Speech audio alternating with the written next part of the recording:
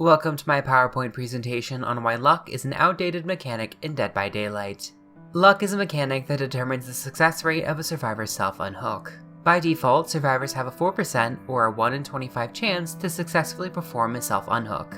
This can be augmented with certain offerings and perks and can be stacked among survivors with the proper selections. In the early days of Dead by Daylight, it also affected a survivor's chances of escaping one of Trapper's bear traps, but this was eventually removed because it was an unfair penalty to Trapper that did not apply to any other killer. The luck mechanic is one of the few mechanics that has seen little change since the beginning of Dead by Daylight. In fact, the removal of Trapper's bear traps is essentially the only change this mechanic has seen in Dead by Daylight's lifespan. This mechanic was originally intended to give survivors some agency in hopeless situations, where they may have a chance to remove themselves from a hook and either recover from a losing match or hunker down for a hatch escape. That being said, this mechanic was never the primary means by which survivors should be unhooked, as it was risky and more often resulted in accelerating the sacrifice than an unhook.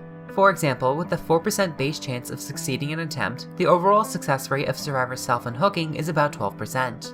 Using Slippery Meat, the perk or add-on with the best individual success bonus increases the overall success rate to about 39%. In other words, these perks have less than a 50% chance of working, with the other outcomes greatly worsening the match, making them extremely unappealing compared to other options. Survivors unhooking each other is almost always better, and even then, perks like Deliverance or Wicked can be used to secure a self-unhook. However, these effects can also be abused. You see, there are certain luck modifiers that can stack across survivors, such as Vigo's Jar of Salty Lips that grant a 3% bonus to all survivors, up to a 12% bonus if all survivors bring this offering. If all survivors stack luck modifiers like Salty Lips, Up the Ante, and Slippery Meat, the base chance for a self-hook increases from 4% to a massive 56% per attempt. And with 6 attempts from Slippery Meat, survivors have a 0.7% chance of failing. This all but guarantees a self-unhook for all survivors, which provides great opportunities for survivors to enhance their efficiency. Even if you don't stack all of those options, you can still land fairly reliable results with just some of those modifiers. However, you don't see luck abusing Swifts all too often, and rather the luck mechanic was used for far more nefarious purposes. Rather, prior to the 9.0 update, survivors who did not want to play in a given match could spam the self-unhook prompt until they went to second stage and then miss 2 skill checks to die and leave the match. While this could be used strategically, such as someone dying so the last survivor could get hatch, or even to go next in a 0 gens done 7 hooks required match, more often this was used by crybabies throwing a temper tantrum over a completely winnable match. Claudette players, I'm looking at you. This eventually culminated in the complete revocation of the self-unhook prompt in most gameplay situations. The only way to bypass these restrictions would be to bring a luck modifier such as Salty Lips or Slippery Meat, allowing you to attempt the unhook. While this did help significantly with the issue of players going next for no reason, these modifiers still act as a loophole. I see 2 ways the luck mechanic can go. In one path, we can attempt to overhaul it, increasing its scope and offering new effects to survivors and even to killers. This would provide additional use for the luck offerings and create unique interactions for both sides. The trouble with this, however, is that it would be much harder to balance in a game that's already struggling to tread water in a lot of ways. Moreover, this could provide additional cover for subtle hackers to cheat in the game. And lastly, this would probably make the new player experience even worse, as it makes it harder to identify and learn when something happens randomly or as a result of a perk.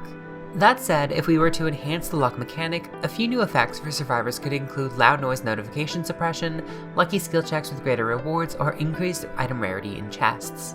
For killers, they could receive a power kick that removes more generator progress than the normal 5% reduction, or a minor time save and a pallet breaking instantly when a survivor gets pallet saved. For both sides, there could also be opportunities for some perks to interact with the luck mechanic, such as something like Dance With Me or Oppression, occasionally receiving reduced cooldowns. On the other side, we can simply retire the mechanic. That's not to say removing self-unhooking in its entirety, but rather remove all modifiers and keep any self-unhooking opportunities to guaranteed unhooks, such as Deliverance or Wicked, or in particular situations such as a 2v1. This would streamline the gameplay, having fewer obtuse mechanics to learn, as well as being easier to balance. Swifts could no longer abuse this mechanic, and the go next loophole would be closed entirely.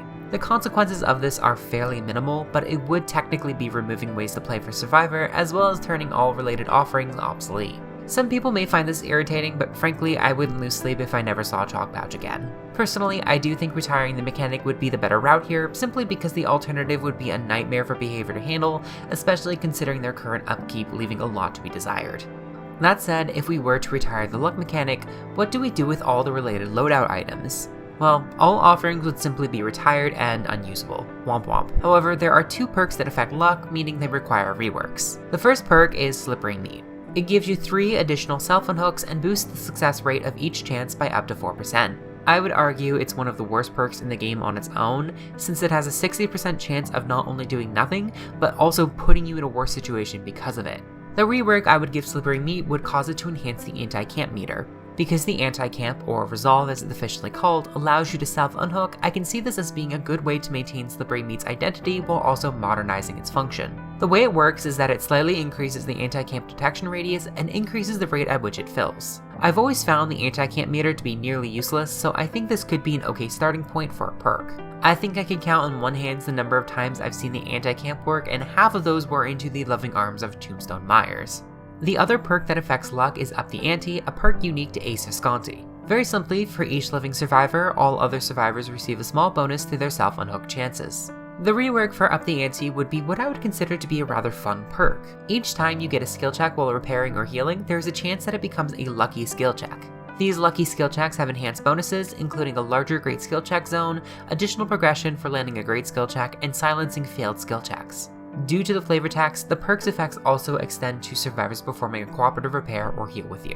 Thanks for watching, leave a like, and put your thoughts in the comments below.